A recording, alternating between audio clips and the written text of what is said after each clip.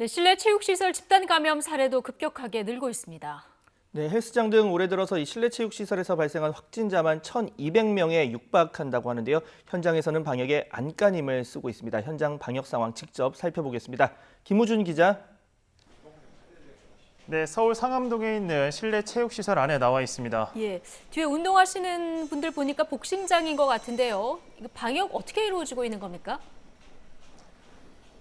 네, 맞습니다. 제가 나와 있는 곳은 복싱장입니다. 이 복싱이라는 운동 특성상 격렬한 신체 접촉을 피할 수 없는 만큼 집단 감염이 우려스러운 상황인데요.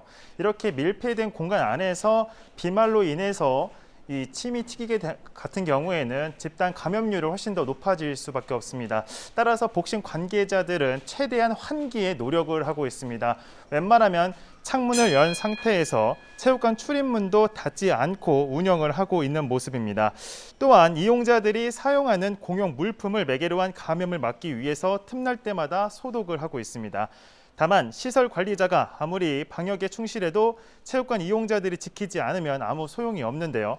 최근 실내 체육시설에서 발생하는 집단 감염이 잦은 만큼 이용자도 경각심을 갖고 마스크 착용 등 철저한 방역 수칙 준수가 여느 때보다 중요할 수밖에 없는 상황입니다.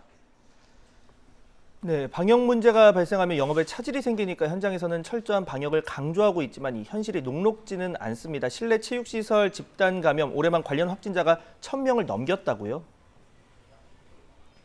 네, 그렇습니다. 올해 초부터 지난 19일까지 실내 체육시설에서 발생한 집단 감염은 총 40건에 육박을 했습니다. 관련 확진자만 1,200명에 육박한 상황인데요. 시간이 갈수록 관련 확진자는 늘고 있습니다. 시설별로 보면 헬스장에서 가장 많이 확진자가 나왔고 이어 무도장과 무도 학원 순이었습니다.